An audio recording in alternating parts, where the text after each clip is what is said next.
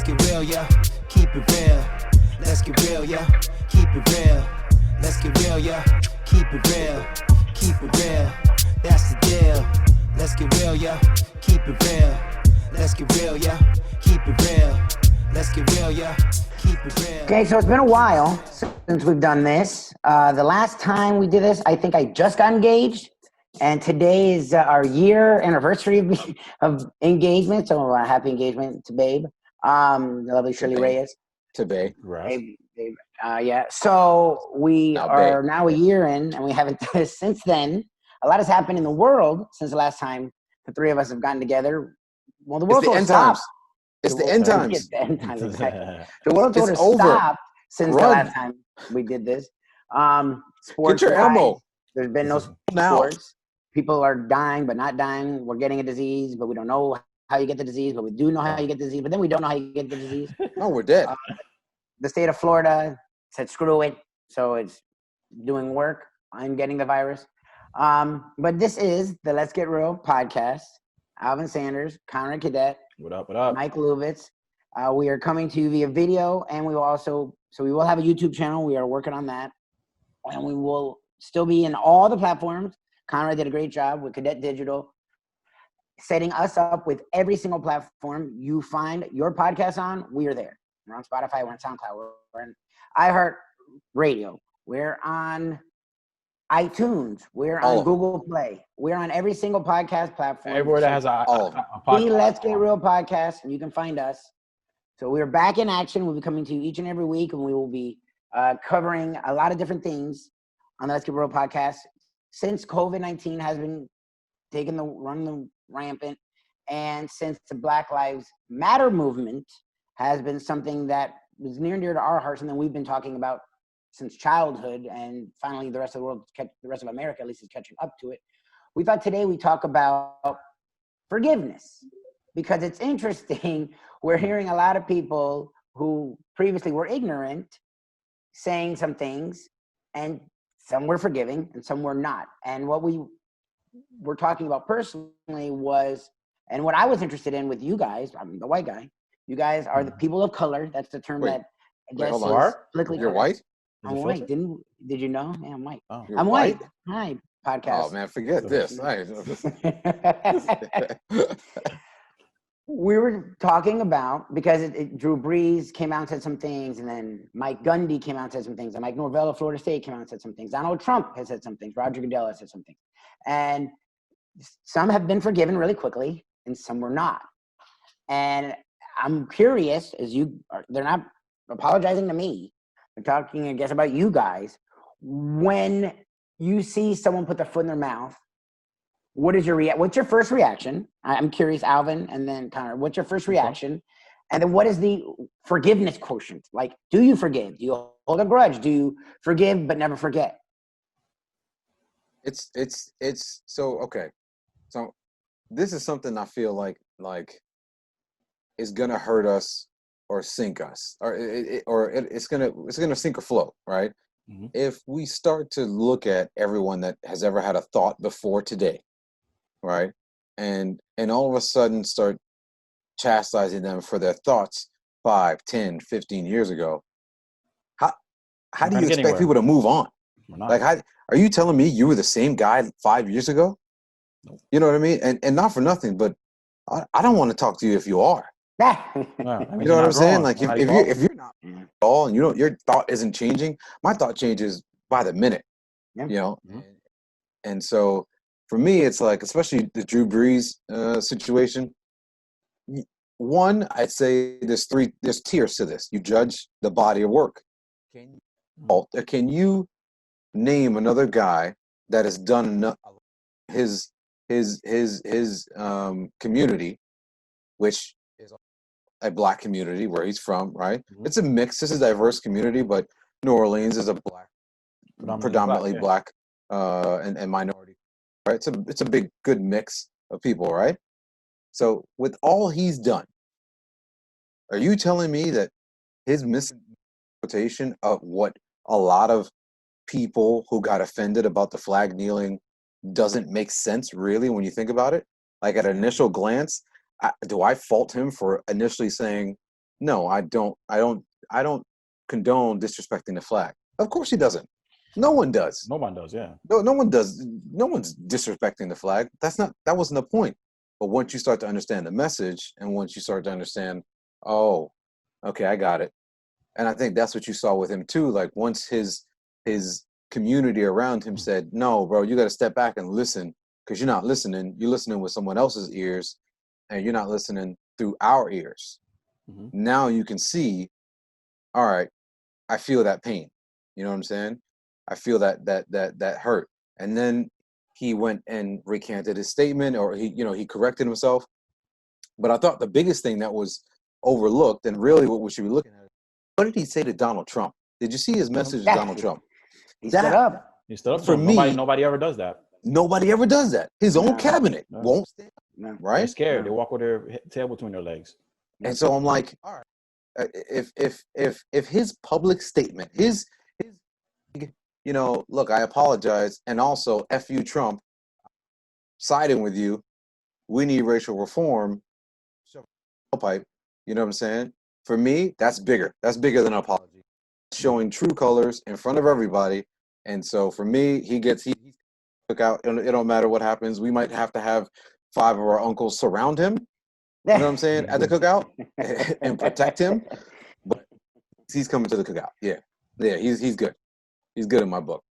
Some other people, not so much. These guys kind of come around and. When I do want to get, and that's the thing I would get to, but I do, when you first think of forgiveness, Conrad, you think of someone saying something that's racially charged, racially insensitive, maybe strong, maybe even more slight, as we're seeing some of our heroes, some of our villains in history, statues being taken down. When you think about forgiveness, what is your first thought? Well, as far as Drew Brees or just in general? You can do in general. You can just have one specific. If there's someone, when Drew Brees first made a statement, and then when Drew Brees recanted it, and Drew Brees made his apologies. What is your thought? How do you feel about forgiveness? Do you forgive? Do you forget? Do you forgive and forget? Do you just forgive? Okay. I would say I can forgive, but I have to see some type of, something. You got to be moving in the right direction, at least learning from your faults and what people are telling you, and at least trying to work on that and try to be more compassionate, more empathetic, and understanding what the Black community was going through right now. I feel like Drew Brees, the timing when he said that statement was off because of the tensions that's going on with the world. And I applaud him for coming back and trying to, clean up the situation after everybody got on top of him. So I give him the benefit of the doubt because he has a great track record of helping out the community ever since Katrina. So he's always been, doing his thing for Black and brown people. I just felt like the timing of the comment was wrong. So I'll give him the benefit of the doubt as long as I can see that he's putting in the work and helping his community out and trying to, because he's a powerful figure in the white community, especially in the NFL. So he needs to use his platform and to educate like his white counterparts and let them know, like, yo, listen, this is what's really going on. It's not about disrespecting the flag. This is about what's hurting the Black community. And they've tried peacefully to get the point across, and you guys find a way not to listen and change the narrative about something else. So I'm willing to forgive. I just have to see that it's genuine, and I have to see that you're trying to enlighten everybody around you and try to bring the world together. But I feel like we have to forgive in order to move forward. Fighting each other, going back and forth, we're not going to get anywhere. I don't think you got a choice. As a matter of fact, Shannon Sharp went at Drew Brees. I mean, he went at him. He went in, yeah. And I remember the next day he actually had a conversation with him on the phone, and he had given kind of like a short blip of what they spoke about. Yeah, I saw that. And he was kind of like, man, you can't say that thing. You can't, going at him. But the truth is, it was an interview, and the reporter had asked the question, would he be with people who are disrespecting the flag and kneeling? So they kind of grouped it together. It was kind of they led him into it. You know what I mean? Right. And I think he fell for the bait. He took the bait. He fell for the bait. Yeah, I honestly don't think there are people that I think that way about. Like, what's the quarterback from Atlanta? The backup quarterback from Atlanta. Oh man. Matt Ryan's quarterback from Atlanta. The backup. No. The backup. There was a backup quarterback. I forget who it is. Atlanta? But it was a rookie. No, it was a rookie quarterback. And when Matt Ryan was hurt, he came out. Not Leinart. I forget who it was. Anyway, he had come out, and there was a bunch of text messages saying that if they had just made this price of a shoe so outrageous that only the elite whites can get it, then that'd be their way of, keeping it elite or whatever. You know what I mean? Okay. So for me, that was him showing his character unsolicited. That was just him just talking with some chick, right? Yeah. And the chick blasted him over the internet, right? That's his character. Okay. That was this week. That wasn't last week. That was, you know what I mean? That was this week. And that shows what he's thinking right now. In this day and age with all this stuff going on, he has not learned. And that fool needs to be put out to the pasture, right? We need to go, give him some act right. Yeah. Make him uncomfortable. But for that statement, that for Drew Brees, and I'm just saying Drew Brees in specific, that was a lead, they kind of baited him into this.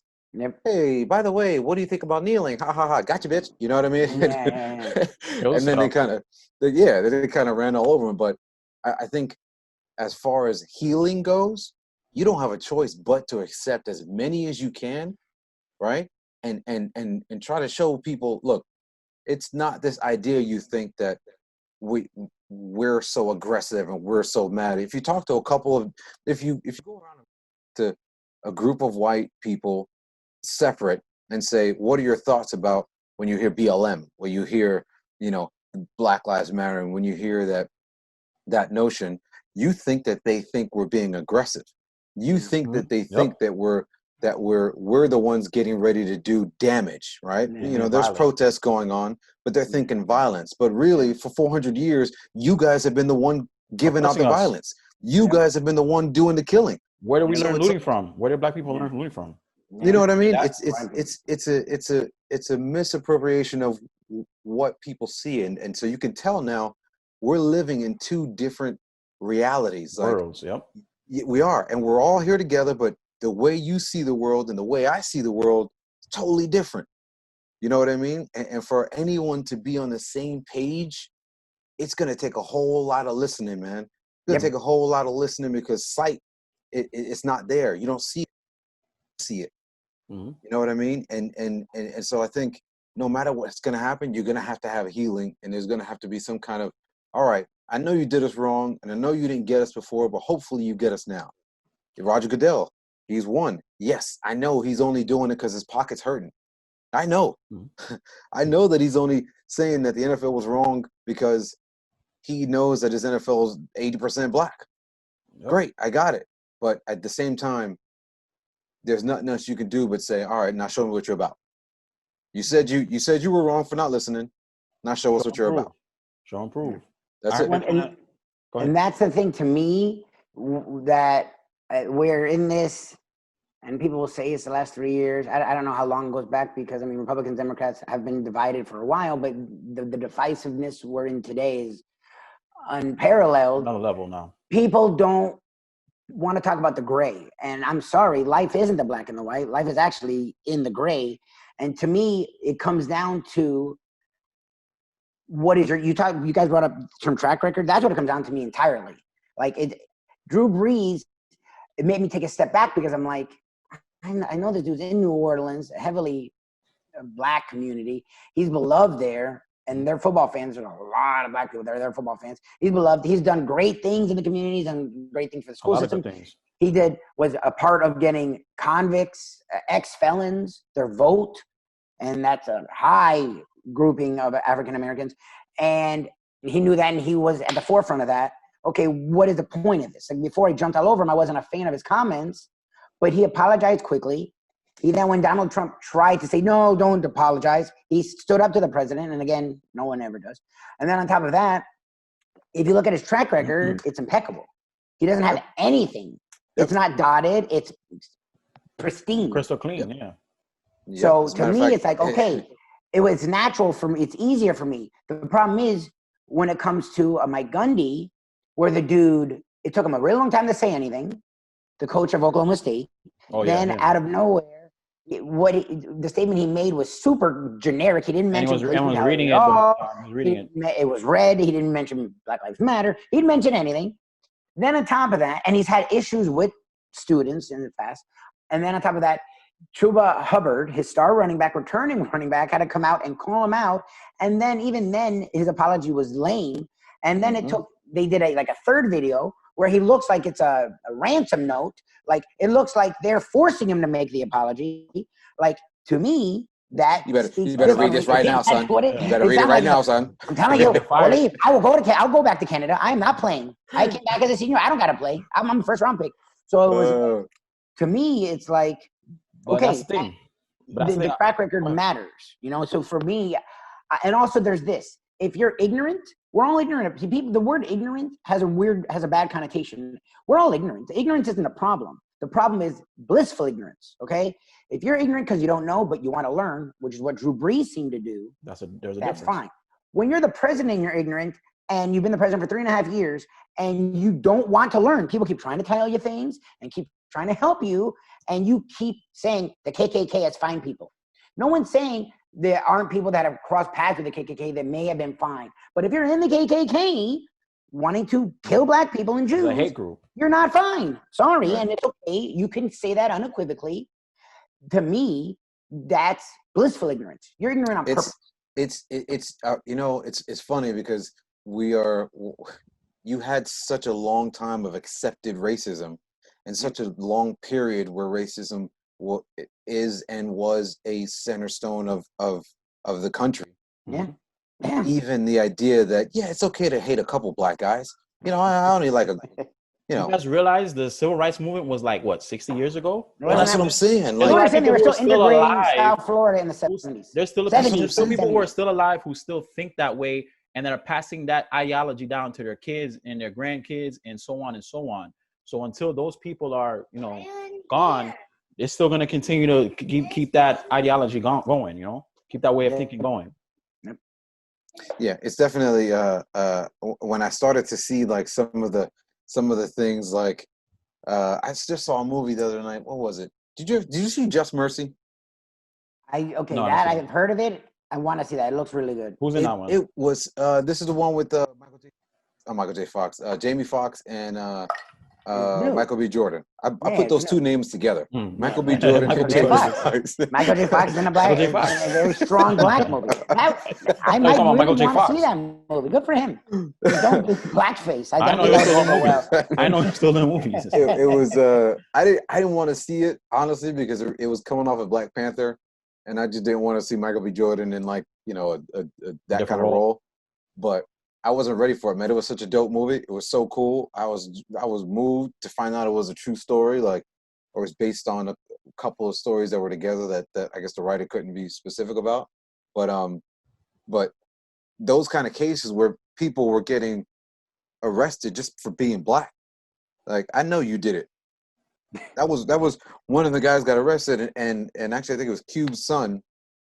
He played a guy that he was convicted, and he was convicted before he had a trial. Mm-hmm. He was sentenced, and he was already going to be on death row before he had a trial. And the idea was that the cop that arrested him said, well, if you didn't do it, one of y'all did it. So we know one of y'all did it. It was like the Central Park 9. Donald Trump's putting Central out Park 5. Articles, Central Park 5, sorry, putting out articles, and he has no idea what's going on at all. Oh, no, it's fantastic. Yeah. And then he never apologized after they were acquitted and released. Yeah, those dogs, those black dogs, get rid of them. Yeah. You know? So there goes. Let's go back to your original point. There's a track record with Donald Trump, and there's a track record with Drew Brees. For sure. So you can see the difference. You can see the difference. Yes, right. Exactly. So and Donald Trump. What it comes down to me. Donald Trump, and look, even guys, look, I hate to say it, but even Biden's got two best friends that's part of the KKK. KKK for years, and there was even a part in the movie where it was like God-fearing KKK members. I was like, wait a damn minute, God-fearing. That's an oxymoron if I ever heard one. Biden is not squeaky clean either. He signed in '94, which incarcerated many black and brown people. And right. Well, that's the only reason why I say that those two can't be correlated is only because that was an effect of what he signed into. Mm-hmm. I get that, but the intention, I don't think at that time was get rid of a bunch of black. I think it was, I'll give you that. Collateral damage, because normally we are at a higher rate of incarceration.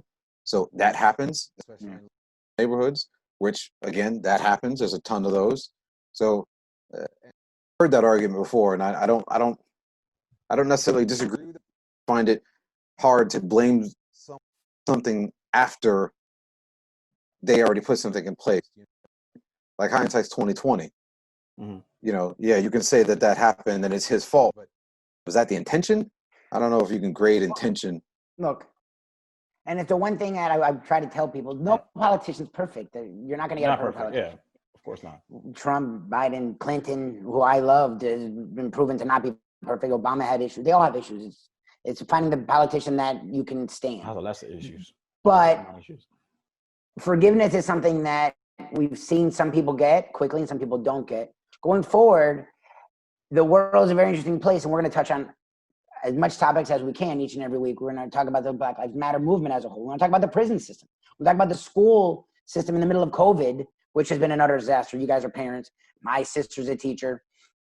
Niece, nephews. It's been a disaster during COVID. The COVID itself, we're going to try and have Florida's a disaster. Each week or every other week, experts on to try and fill the gaps of the stuff we know and we don't know. Because that's the problem with what's going on in this world today. Not only Black Lives Matter, with COVID is where we all see it from our prism.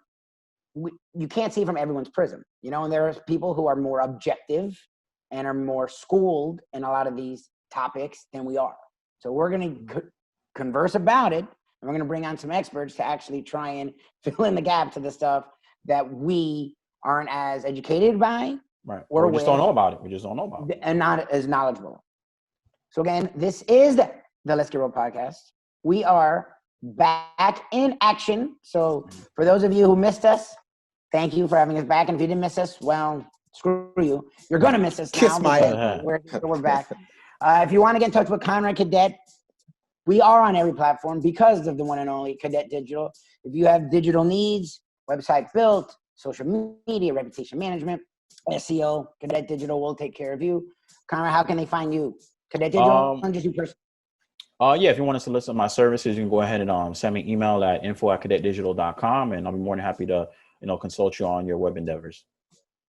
And Alvin Sanders, if they want to hit you up, you do some things on the side. How can they get at you? You can get me at Coach A Train on Twitter and at Coach A Train on same. And I am Mike Lubitz. You can hit me up on Twitter and Instagram at LubyWins. Also Facebook.com/Mike Lubitz. For Conrad Cadet, for Alvin Sanders. I am Mike Lubitz. We'll be back next week right here on the Let's Get Real podcast. Peace. Keep it real. Let's get real, yeah. Keep it real. Let's get real, yeah. Keep it real. Keep it real. That's the deal. Let's get real, yeah. Keep it real. Let's get real, yeah. Keep it real. Let's get real, yeah. Keep it real. Keep it real.